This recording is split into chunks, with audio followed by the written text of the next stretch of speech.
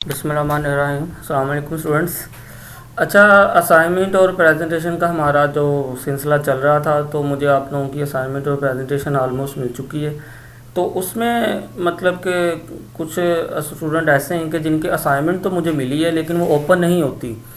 या तो उनके पेजेस ज़्यादा हैं, या तो मतलब उन्होंने फ़ाइल सही से अटैच नहीं की। उनको मैंने रिप्लाई किया है कि अपनी असाइनमेंट और ये ठीक करके मुझे सेंड करें, ठीक है। अब पिछले 2 दिनों से मैं बिज़ी था, मतलब कि कल भी और परसों भी, तो लेक्चर ये मैं सेंड नहीं कर पाया। तो जैसे आपको पता है कि हर वीक के अंदर हमारे 4 लेक्चर होते हैं, तो इस वीक में सिर्फ अभी 1 लेक्चर हुआ है, ठीक है। तो इसलिए आप जो नेक्स्ट ये है कि 1 लेक्चर आज डिलीवर हो जाएगा, 1 मैं कल को सेंड कर दूंगा, 1 मैं नेक्स्ट डे, ठीक है। फ्राइडे और सैटरडे को आपका ऑफ होता है, वो आपका ऑफ ही होगा, लेकिन जस्ट मेरा लेक्चर आपको आएगा, क्योंकि मैं पिछले 2 दिनों में वो लेक्चर नहीं सेंड कर पाया। तो इसलिए क्योंकि हर वीक में हर सब्जेक्ट के 4 लेक्चर होते हैं, तो इसलिए वो 4 लेक्चर पूरे करने, ताकि हमारा सिलेबस भी टाइम पे कवर हो सके, ठीक है। तो इसलिए 1 लेक्चर आज ये सेंड कर रहा हूँ, 1 कल को और 1 नेक्स्ट डे हो जाएगा, ठीक है। तो लास्ट टाइम जो हमने किया था कि 4.7 हम लोग कर चुके थे, सॉरी 8.7, कि 8.7 हमारी कंप्लीट हो चुकी थी। तो अब इधर तक हमारा जो काम हो चुका है ना, मतलब कि chapter number 4, chapter number 5, chapter number 7 और चैप्टर नंबर 8, ठीक है। और ये लास्ट वाली एक्सरसाइज आज करेंगे। तो इसके बाद हमारे सिर्फ 3 चैप्टर रह जाएंगे सिलेबस के। एक हमारा चैप्टर रह जाएगा 11, एक चैप्टर नंबर 6 और एक चैप्टर नंबर 8। और वो 8 चैप्टर जो है वो SM यूसुफ वाली बुक से करेंगे, मेथड वाली से, ठीक है। तो ये आज की एक्सरसाइज के बाद सिर्फ 3 चैप्टर हमारे रह जाएंगे सिलेबस का जो ओवरऑल है।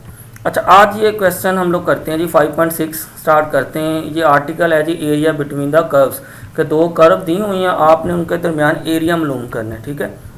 तो उसका मैंने फार्मूला लिख दिया कि एक आपके पास कर्व f इंटू एक्स होगी, एक g इंटू एक्स होगी। और इसकी ना आपको इस एक्सरसाइज की बैक साइड पे इसकी डेफिनेशन प्रॉपर वे में मिल जाएगी। इधर मैंने ये सिर्फ सिंपल सी करके लिखी है। तो अब आपने सिर्फ ये देखना कि 2 y कर्व दिए होंगे, आपने देखना कि f इंटू एक्स वाली कौन सी और g इंटू एक्स वाली कौन सी। इस कंडीशन से क्लियर हो रहा है कि जो f इंटू एक्स वाली कर्व होगी वो g इंटू एक्स से क्या होगी, ग्रेटर होगी। तो ये formula area of the region का, ये फार्मूला आपने याद रखना है, ठीक है जी। अब चलते हैं क्वेश्चन की तरफ। तो 41 क्वेश्चन में उसने कहा हुआ कि जी find the area of the region enclose by the lines. तो ये 2 उसने कर्व दे दी, ठीक है। तो सबसे पहले आपने क्या करना है, सबसे पहला काम आपने ये लिमिट्स फाइंड करनी, A टू B ये।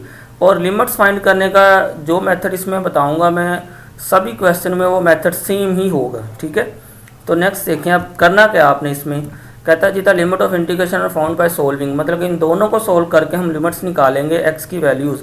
तो इधर देखे थे मैंने लिखा जी equal f into x and g into x. अब आपने क्या करना है कि सभी क्वेश्चन में कि कोई भी जो 2 इधर कर्व दी होंगी, आपने उन दोनों कर्व को ऐसे इक्वल रख लेना। जैसे इधर मैंने इक्वल रख लिया, इसको सोल्व किया तो मेरे पास x की ये 2 वैल्यू आ चुकी। तो देखिए मैंने इधर लिखा है कि जी the region from -2 to 2 the limit of integration r is equal to -2 और p2। हमारा ये रीजन क्या बन गया, -2 से 2 तक। ये सभी क्वेश्चन में सेम आपने ऐसे ही फाइंड करनी, लिमिट्स के दोनों कर्व को इक्वल रख के।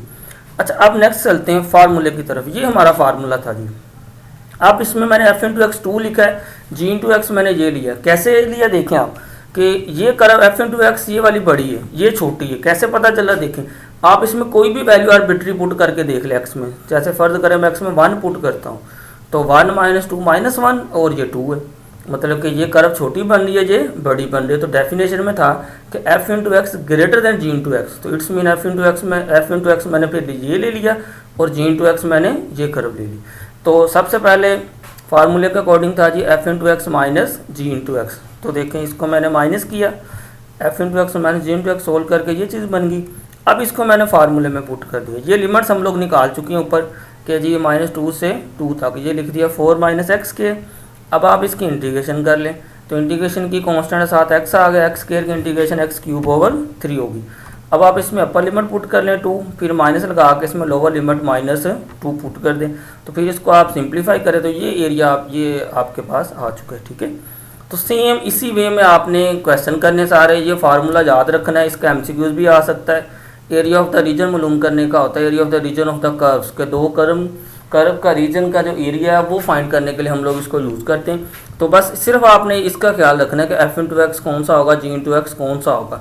सिंपल सा वे है कि आप उसमें कोई भी आर्बिट्री नंबर पुट करके देख लेना कि जो भी कर्व बड़ी हुई वो आपने एफ इंटू एक्स ले लेनी, छोटी जो हुई वो आपने जी इंटू एक्स लेनी। अच्छा, इसको ड्रा भी करना है, लेकिन ड्रा के चक्कर में नहीं पड़ना आपने, सिंपल आपने बस जस्ट इसको सोल्व कर देना, ठीक है। तो 41 से 47 तक सेम यही क्वेश्चन है, सेम ऐसे ही करने हैं, ठीक है, ए टू जी। तो बाकी जो इसके रहते हैं क्वेश्चन हम लोग कल इंशाल्लाह उसको डिस्कस कर लेंगे, ठीक है। इसको आपने करना है, इसकी प्रैक्टिस करनी है, ठीक है। और असाइनमेंट्स जिनको मैंने रिप्लाई किया है कि जी जिसका कोई मसला है तो वो मुझे अगेन सेंड कर दें।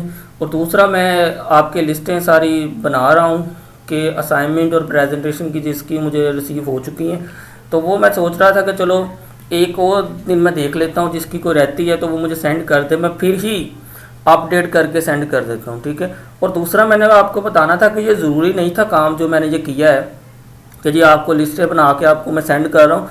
ये सिर्फ मैंने आपकी सेटिस्फेक्शन के लिए किया है कि स्टूडेंट कह रहे थे कि सर जी हमारी मेल आपको मिली कि नहीं मिली, मुझसे बार बार पूछ रहे थे, आपको तसल्ली नहीं हो रही थी। और ये इतना डिफ़िकल्ट काम था ना, और मुझे पता है कि मेरे पास 4 लेक्चर थे और मुझे कम से कम 400 के करीब मेल आई हुई थी। उन 400 मेल को मैंने डाउनलोड किया, फिर एक एक मेल को ओपन करके फिर देखा किस सब्जेक्ट की है, उसके फ़ोल्डर बनाए, फिर उस एक एक मेल को दोबारा ओपन करके फिर एक एक टिक करके फिर मैंने लिस्टें बनाई हैं। और मैं इस पर खप गया हूँ, सिर्फ ये आपके लिए किया है कि चलो आपकी सेटिस्फेक्शन हो जाए, ठीक है। तो वो लिस्टें इंशाल्लाह मैं 1-2 दिन में अपडेट करके आपको सेंड कर दूँगा, ठीक है। ओके जी, अल्लाह हाफिज़।